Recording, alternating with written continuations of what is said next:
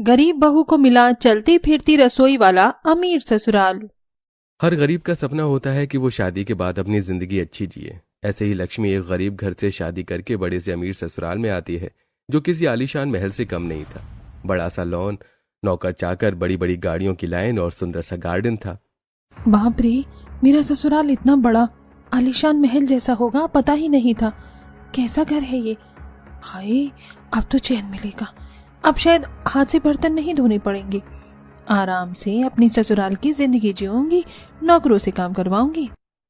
ओ देवरानी जी, ऐसे खड़े खड़े क्या देख रही हो? ये सब कभी देखा नहीं है क्या? दीदी सोच रही होगी कि अब आराम की जिंदगी शुरू होने वाली है, लेकिन यहाँ काम के बिना रोटी नहीं मिलती। जी मैं तो बस अरे तुम देवरानी जेठानी अभी से ही क्या बातें करने लग गई। लक्ष्मी बहू, गृह प्रवेश करो, कलश सामने है। जी माँ जी। तब लक्ष्मी दाएं पैर से कलश गिराकर गृह प्रवेश करती है। फाइनली हमारी फैमिली कंप्लीट हो गई। मेरी तीनों भैया की शादी हो गई। अब हम बहुत मजे करेंगे। मजे तो तब आएंगे जब तेरी भी शादी हो जाएगी और हम तीनों भाई खुशी खुशी रहेंगे। माँ देखो ना, भैया कैसी बातें कर रहा है। अरे नालायक, मेरी बेटी को कुछ मत बोल। ना ना ना ना ना ना, अली बुआ आप मेरी तला क्यों तेल ले हो? इसी बात पर घर के सभी लोग हंसने लगते हैं। जाओ बहू, तुम आराम कर लो। सुधा, रेखा, बहू तुम लक्ष्मी को कमरे तक छोड़ाओ, कुछ जरूरत होगी तो उसे दे देना। जरूर माँ जी। तब दोनों बहू उसे कमरे तक ले जाती हैं, जो अजीब बातें कहती हैं। अच्छा सुनो, कल से सुबह 5 बजे उठकर किचन साफ कर देना। और हाँ, मेरे बेटे के लिए बिना कोई मिर्च का अच्छा सा नाश्ता बनाना। बाकी सबके लिए चटपटा। और मोहन ब्लैक कॉफी पीता है। तुम्हें सब कुछ समझ तो आ रहा है ना? एक आदर्श बहू के यही काम होते हैं कि वो अपने ससुराल को संभाले। जी दीदी। सब दोनों जेठानी उसे मोहन के साथ छोड़कर चली जाती हैं। और बताओ लक्ष्मी, तुम्हें अपना आलीशान ससुराल कैसा लगा? क्या बताऊं जी, मुझे तो अपना ससुराल बहुत अच्छा लगा, और उससे भी ज्यादा आप। यहाँ तक कि हमारा कमरा भी बहुत अच्छा है। बहुत महंगी पेंटिंग, झूमर, और ये पर्दा तो और भी अच्छा है। हाँ लक्ष्मी, यहाँ पर सब कुछ एक्सपेंसिव है। अब आराम कर लो, शादी की थकान तुम्हें भी होगी। तब दोनों शादी की थकान से सो जाते हैं। अगली सुबह लक्ष्मी 5 बजे उठकर घर की सफाई करती है और तुलसी में जल चढ़ाकर रसोई में चाय बनाने लगती है। पहली रसोई में क्या बनाना है ये तो मुझे पता ही नहीं है, पर जब तक चाय नाश्ता तैयार कर देती हूँ। चाय के साथ ब्रेड पकौड़े और चीला बना लेती हूँ, साथ में हरी धनिया मिर्च की चटनी। ऐसा कहकर लक्ष्मी आलू उबालकर स्टफिंग तैयार कर लेती है और ब्रेड पकौड़े तलने लगती है। 6:30 बजे तक बाकी सभी उठ जाते हैं तो जेठानी और सास रसोई में आती है। अरे वाह, खाने की खुशबू से ही पता चल गया, जरूर तू ही जल्दी उठकर खाना बना रही होगी। अरे वाह, ब्रेड पकौड़े। हाँ माँ जी, खाने में क्या बनाना है ये तो आप बताती, तो तब तक मैं चाय नाश्ता बना कर ले आई। देवरानी जी, आपको जो रात को बताया था वो बना दो, और दाल मखनी, नान, मटर पुलाव। ठीक है दीदी।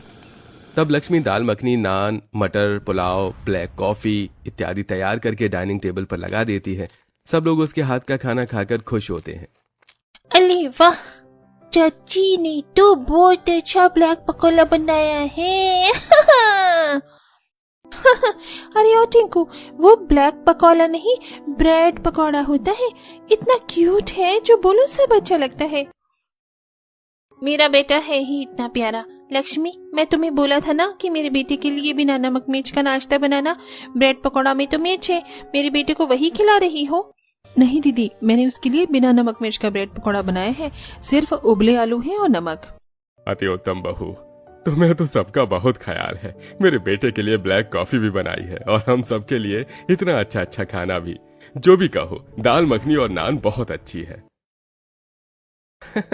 आज तक बिना तंदूर के मेरी वाली भी घर में नान नहीं बना पाई। अच्छा, और वो भूल गए कैसे पहली बार मैंने आपके लिए गुलाब जामुन बनाए थे और आपको अच्छी लगी थी। पर आप ऐसी चीजों की तारीफ क्यों करोगे? अरे बस करो तुम लोग। बहू, ये ले तेरी पहली रसोई का शगुन। तू बहुत अच्छा खाना बनाती है। शुक्रिया माँ जी। देख तो रेखा, ज्यादा ही घर वाले इस नई देवरानी की तारीफ नहीं कर रही है। हाँ दीदी, मुझे तो बिल्कुल अच्छा नहीं लग रहा। कुछ दिनों में देवरानी ससुराल की सारी जिम्मेदारी अकेले संभाल लेती है और दोनों जेठानी जानबूझकर सारा काम उसे करवाती हैं और नौकर होने पर भी उसके आसपास से नौकरों को दूसरे काम पर लगा देती है। एक दिन सुबह कपड़े धोकर ही आई थी कि लक्ष्मी, तुमने कपड़े धो दिए, लेकिन मेरी कमरे के पर्दे और माजी पापा जी के कुछ कपड़े रह गए हैं। इन्हें भी धो दो, वरना फिर वहीं पड़े रहेंगे और माजी पापा जी को जरूरत भी पड़ सकती है। ठीक है दीदी, मैं अभी कपड़े धो देती हूँ। लक्ष्मी, कपड़े धोने से पहले मेरे लिए कॉफी बना देना, मेरा सर दर्द हो रहा है। दीदी, मैं आपको दवाई दे देती हूँ। तुमसे जितना बोला है उतना क्यों नहीं करती हो? मैं दवाई नहीं खाती सर दर्द के टाइम। तभी लक्ष्मी रसोई में जाकर कॉफी बनाकर अपनी जेठानी को देती है और फिर कपड़े धोने लग जाती है। हद हो गई। मैंने इस ससुराल में आकर न जाने कितने अरमान देखे थे कि यहाँ से ठाट बाट की जिंदगी जियोंगी, नौकर काम करेंगे, लेकिन नहीं, मायके में भी बर्तन ही धोती थी और यहाँ पर भी ये सब काम मैं ही कर रही हूँ। दोनों जेठानी की मुझे थोड़ा सा भी फ्री देखते ही घर का सारा काम करवाने लग जाती हैं। पता नहीं कब आराम मिलेगा। सुबह खाना बनाना, कपड़े धोए, कॉफी बनाई, अब फिर से कपड़े धो रही हूँ। कुछ देर बाद शाम का खाना बनाना पड़ जाएगा। लक्ष्मी हाथ से कपड़े धोकर हटती है और नौकर को बुलाती है। तब सुधा, अरे लक्ष्मी, रामू काका क्यों बुला रही हो? वो आइसक्रीम लेने जा रहे हैं। तुम जो काम कर रही हो खुद कर लो। पर दीदी, मैं थक गई हूँ। थक गई माय फुट, जो बोल रही हूँ वो करो। इतना काम करके ही परेशान हो गई। असली मजा तो तब आएगा जब वैनिटी वैन में तू खाना बनाकर परेशान हो जाएगी। सुधा सीधा सास ससुर के पास जाती है और बाहर घूमने की बात करती है। अरे हाँ बहू, ये तो तूने बहुत अच्छा प्लान बनाया है। नई बहू आई है, वो हम सबके साथ घूम भी लेगी और हमारी वैनिटी किचन भी देख लेगी। तो कल ही चलेंगे हम सब हिल स्टेशन पर। हाँ, इस बार नई बहू के साथ इस परिवार को नई यादें बनाने का मौका मिल जाएगा। तब जेठानी घर के सभी लोगों को इकट्ठा करके बाहर घूमने की बात बताती है, जिससे लक्ष्मी बहुत एक्साइटेड हो जाती है और अपने लिए शॉपिंग करती है। बहू, तेरा जो मन है तू वो पहन लेना। बाहर घूमने जा रहे हैं, मैं तो जीन्स टॉप या कोई दूसरी ड्रेस पहनूंगी। अनारकली कुर्ती ही पहन लूंगी। माँ जी, मैं घर की नई बहू हूँ, मैं साड़ी ही पहन लूंगी। ठीक है। तब सारी औरतें शॉपिंग करके घर आती हैं। अगले दिन जब सब वैनिटी वैन में सामान रख देते हैं, तब लक्ष्मी वैनिटी वैन को चेक करके देखकर चौंक जाती है। अरे वाह मोहन जी, क्या हम इसमें बैठकर जाएंगे? ये बाहर से तो एकदम गाड़ी है, लेकिन अंदर से जैसे कि कोई होटल हो। सोफा है, पर्दे लगे हुए हैं, घर जैसा लग रहा है। अरे ये तो कुछ भी नहीं है। अंदर देखो, यहाँ किचन का सारा सामान है। छोटी सी गैस, छोटा सा फ्रिज, माइक्रोवेव, एसी। बाहर से नजारे देख सकते हो। अच्छी सी लाइट है और ये वॉशरूम बाथरूम दोनों बना हुआ है। वाह, इतनी अच्छी गाड़ी मैंने कभी नहीं देखी। ये तो मोहन जी एकदम चलता फिरता घर है। और ये रसोई बहुत चमचमा रही है। मेरे मायके में तो मिट्टी का चूल्हा था और यहाँ इंडक्शन है। मुझे पता था ये सब देखकर तुम हैरान हो जाओगी। आखिर गरीब घर से जो हो। लक्ष्मी, हमारी पर्सनल वैन है, घूमते वक्त सब कुछ यही होता है। और खाना वो तो तुम बना ही दोगी ना? जी बना दूंगी। ये क्या बात हुई? हम सब घूमने जा रहे हैं और मैं अभी भी खाना ही बनाऊंगी? चलो चलो बेटा, राजीव बेटा गाड़ी चलाना शुरू करो। ये पापा गाड़ी चलाएंगे क्यों? मेरा प्यारा बच्चा, अब मैं गाड़ी चलाऊंगा, मम्मी के पास बैठ जाओ। फिर भगवान का नाम लेकर यात्रा शुरू हो जाती है। सब लोग बातें करके बाहर का नजारा देखकर जा रहे थे। 2 घंटे गुजरते हैं कि जेठानी कहती है, अरे लक्ष्मी, 2 घंटे बीत गए हैं। टिंकू, क्या अब हम सबको भी भूख लग रही है? तुम जब तक बनाओगे और टाइम हो जाएगा, कुछ नाश्ता ही बना लो। हाँ भाभी, कुछ हल्का चीज सैंडविच और चाय कॉफी बना दो। बहू, तेरे पापा जी और मैं अदरक की चाय पीते हैं, तो वैसे ही चाय बनाना। जी माँ जी। खुशी के साथ लक्ष्मी चलते फिरते नजारे देख चलती फिरती गाड़ी में खाना बनाना शुरू करती है। भले ही बुरा लग रहा है कि खाना बना रही हूँ, लेकिन ये सब देखना एक अलग ही एहसास है। आखिर हर किसी को थोड़े ही मिल सकता है चलती फिरती रसोई वाला अमीर ससुराल। ये बन गया चीज सैंडविच और अदरक वाली चाय। कुछ देर गाड़ी रोकने के बाद सब लोग चाय नाश्ता करते हैं, जहाँ खुद उसके लिए चाय नहीं बच पाती। फिर भी लक्ष्मी फिक्र नहीं करती। फिर वो पहाड़ों पर पहुंच जाते हैं। मोहन जी, और कितनी देर है हमें हिल स्टेशन पहुंचने पर? पहाड़ तो दिख रहे हैं। अरे अभी 3 घंटे और हैं। अच्छा। बहू, भूख लग रही है। उसे हल्के चाय नाश्ते से कुछ नहीं होगा। अब ऐसा करो, मटर वेज पुलाव बना दो और साथ में कोई रायता या सब्जी बना लेना। जी पापा जी। अरे मासी, वो वाला गाना आता है ना? मैया यशोदा ये तेरा कन्हैया, पनघट पे मेरे पकड़े है भैया। ऐसे तुम गाओ जी। हाँ हाँ, याहू, चाहे कोई मुझे जंगली कहे, अरे कहने दो जी कहता रहे, हम प्यार के तूफानों में गिरे हैं, हम क्या करें, याहू। दीदी मैं खाना बनाकर थक चुकी हूँ, आप भी मेरी मदद करवा दीजिए। पता चलेगा तुझे देवरानी जी। लक्ष्मी मुझे बहुत मजा आ रहा है, तुम कर लो ना काम, मेरी बाजी आने वाली है। सुधा दीदी आप भी आ जाइए। अरे नहीं, मुझे टिंकू का ख्याल रखना है, कहीं गाड़ी से गिर गया तो, या तुम्हारे पास आ गया तो। गैस वैस है ना उधर। तब लक्ष्मी अकेले खाना बनाकर सबको देती है। क्या नसीब है, माई का कम था क्या जो ससुराल में भी इस चलती फिरती गाड़ी में मजे की जगह मैं काम ही कर रही हूँ, और सब मजे। कुछ ही देर में वो सब अपने डेस्टिनेशन पर पहुंच जाते हैं, जहां ऊंचे ऊंचे पहाड़, ठंडी ठंडी हवाएं, सामने समुद्र था। सब लोग सेल्फी लेने लगते हैं, पर तभी मोहन, ये हुई ना बढ़िया जगह, आप पहाड़ों पर आकर मैगी नहीं खाई तो मजा कैसे आएगा। लक्ष्मी मैगी बना दो, सबके लिए मैगी के पैकेट्स अंदर रखे हुए हैं। जी मुझे भी आपके साथ फोटो खिंचवानी है। मैगी बनाने के बाद खींचेंगे ना, यहीं रुकेंगे आज। भाभी मेरे लिए कोरियन मैगी बनाना, और वो दोनों भाभी गार्लिक जिंजर मैगी खाएंगी। फिर परेशान होकर चलती फिरती गाड़ी की किचन में जाकर लक्ष्मी मैगी बनाती है, और बाहर सब लोग मजे करते हैं, गेम खेलते हैं।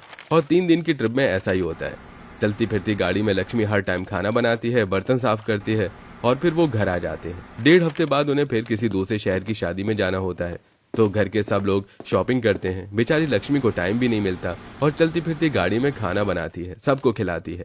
6 घंटे बाद वो शादी में पहुंच जाते हैं, जहां सबने अच्छे कपड़े पहने थे सिवाय नई गरीब बहू के। लक्ष्मी अब तो तुम्हें समझ आ गया होगा ना कि इस अमीर ससुराल में गरीब बावर्ची के अलावा तुम्हारी और कोई जगह नहीं है। देखो कैसे कपड़े पहन कर आई हो शादी में, जबकि हम सब ने कितनी अच्छी शॉपिंग की है। अरे दीदी, माँ जी कितना भी इसे प्यार से बात कर ले, वो भी जानती है कि ये एक गरीब घर से आई है, तो उसी तरह ट्रीट करेंगी ना। ये सुनकर लक्ष्मी की आंखों में आंसू आ जाते हैं। वो एक कोने में रो रही होती है। तभी सास उसकी अपने रिश्तेदारों से तारीफ करती है तो मीनाक्षी, अरे लक्ष्मी बहू, तुम यहाँ क्या कर रही हो? तुम्हारी सास बहुत तारीफ कर रही थी कि अपनी चलती फिरती अमीर ससुराल की रसोई में तुम बढ़िया बढ़िया खाना बनाकर खिला रही हो। आज तो मेरी बेटी की शादी है, कल मैं तुम्हारे हाथ का खाना खाऊंगी। क्यों, बनाओगी ना? जी बना दूंगी। और फिर शादी निपट जाने के बाद अगले दिन लक्ष्मी वैनिटी किचन में गर्मी में भाप से परेशान होकर खाना बनाकर मेहमान को खिलाती है, और वो खाकर खुश हो जाते हैं। बहुत बढ़िया बहू, तुम सच में बहुत अच्छा खाना बनाती हो। क्या करूं इस तारीफ का, कहने को दुल्हन बनकर आई थी, पर यहाँ भी नौकरानी ही हूँ। अच्छा बहन, शादी में आकर अच्छा लगा, अब अपने घर के लिए निकलते हैं, तीनों बच्चों का ऑफिस का काम भी है। ठीक है भैया। सब गाड़ी में बैठ जाते हैं।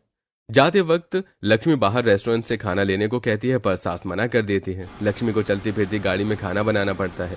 यही सोचकर वो अपने पुराने दिनों में चली जाती है। कहाँ मर गई है ये लक्ष्मी?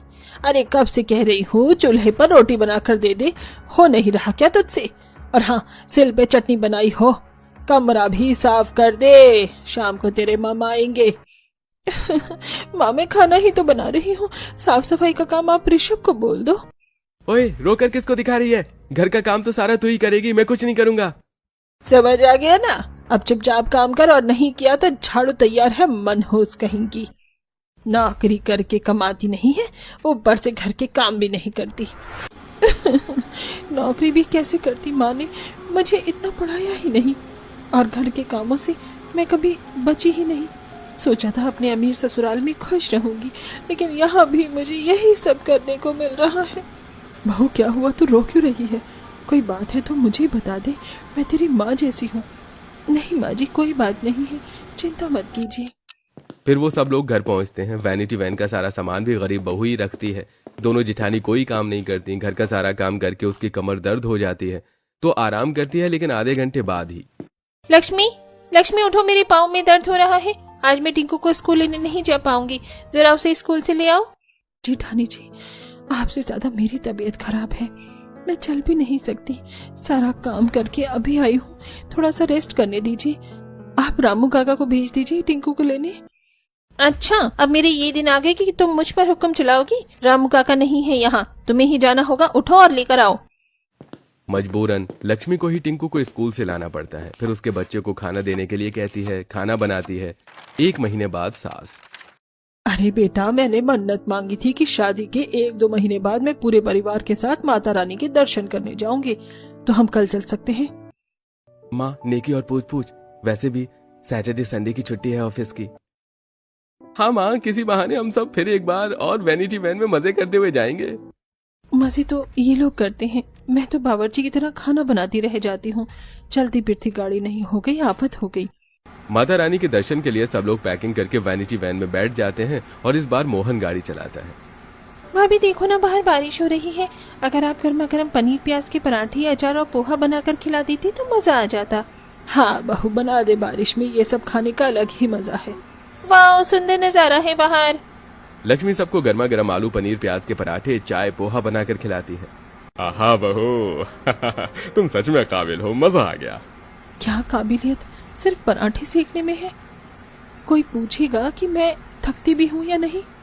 आज सब व्रत में है, पर पूजा के बाद फलाहार जरूरी है। और लक्ष्मी बनाएगी साबूदाना खिचड़ी, दही, आलू चाट सब। लक्ष्मी, तेरा व्रत तो सेवा से पूरा हो जाएगा। सब नई बहू को बहाने से वैनिटी वैन में छोड़कर चले जाते हैं, जहाँ वो व्रत का खाना तैयार करके बर्तन धोती है। शायद भगवान ने मेरी किस्मत में यही लिखा है, सबके लिए पकाओ, खुद भूखे रहो और अकेले रहो। सब लोग दर्शन करके आ जाते हैं और खाना खाते हैं। तब लौटते वक्त मेरा तो दिल खुश हो गया माता रानी के दर्शन करके, और रास्ते में सब ठीक रहे, किसी की तबीयत खराब नहीं हुई। लक्ष्मी बहू ने खाना बहुत अच्छा बनाकर खिलाया और कई होटल पर रुकना भी नहीं पड़ा। हाँ माँ, ये बात तो माननी पड़ेगी। मैं तो कहती हूँ अब कोई भी शादी पार्टी हो तो हम वैनिटी वैन से ही जाएंगे। हाँ, इसीलिए ताकि इस अमीर ससुराल की चलती फिरती गाड़ी में मैं हमेशा खाना बनाऊं और आप सब लोग एंजॉय करें। जिठानी जी, आप तो यही समझती हैं मुझे घूमने का शौक नहीं है, बस खाना बनाती रहूं। लेकिन बस अब बहुत हो गया। सब चौंक कर बहू को देखते हैं। गाड़ी रुक जाती है। आप सबको लगता है कि मैं कोई बहू नहीं, एक चलती फिरती बावर्ची हूँ। चलती फिरती गाड़ी में आपको सब कुछ बना कर देगी। आपके लिए शादी, ट्रिप, पूजा सब बस खाने से शुरू और मेरे थक जाने पर खत्म हो जाता है। अरे बहू, तुम तो हमेशा खुशी खुशी रहती थी, ये सब कब तक करती बाबा जी? कभी किसी ने ये पूछा? खुशी खुशी नहीं, मजबूरी से करती थी। मायके में भी खाना पकाया, यहाँ भी। वहाँ मिट्टी का चूल्हा था, यहाँ वैनिटी वैन। फर्क सिर्फ बर्तन का है, दर्द वही है। बेटा, हमने तो कभी सोचा ही नहीं, आप सबने कभी देखा नहीं। जब सब मस्ती कर रहे थे मैं धुएं में घुट रही थी। एक बार नहीं, हर बार। कभी बहू समझा ही नहीं। कभी बेटी बनाकर सिर पर हाथ रखा होता तो शायद मैं आज मुस्कुरा रही होती। और जेठानी जी ने भी बड़ा फायदा उठाया, घर के सारे काम करवाकर। लक्ष्मी के दर्द को देखकर सब शर्मिंदा होते हैं और जिठानियों को भी अपनी गलती का एहसास होता है। माफ कर दो लक्ष्मी बहू, मैं ये नहीं समझ पाई कि तुम कितनी तकलीफ में रही होगी और बस अपनी मस्ती में रहे। माफ कर दी लक्ष्मी, तू इतनी सहनशील थी कि हमें लगा तुझ पर बोझ डालना आसान है, पर अब से हम साथ में काम करेंगे। लक्ष्मी, तू हमारी बहू नहीं, घर की रीढ़ है और हम उसी पर बोझ बनते गए। माफ कर दे बेटा। आज से कोई अकेले काम नहीं करेगा। घर का हर सदस्य काम में हाथ बटाएगा। बहू, बेटी, बेटा सब बराबर। मुझे रोटियां सेकना मंजूर है, बस कोई मेरी आत्मा को ना जलाए। तब सास बहू को गले लगा लेती है। अगले हफ्ते जब सब लोग बाहर घूमने का प्लान बनाते हैं, तब लक्ष्मी आराम से बैठकर मुस्कुरा रही होती है। पति बर्तन धोता है, दोनों जेठ वैनिटी वैन की सफाई करते हैं, ससुर सबको चाय सर्व करता है और बाकी सब भी कोई ना कोई काम करते हैं। दोस्तों, जिंदगी चाहे महलों से हो या झोपड़ी में, एक औरत को तभी सुकून मिलता है जब उसे समझा जाए, सराहा जाए और बराबरी दी जाए। मेरी तरह हर बहू को सिर्फ काम नहीं, सम्मान भी चाहिए। क्या आप मेरी बात से सहमत हैं? कमेंट करके मुझे जरूर बताएं।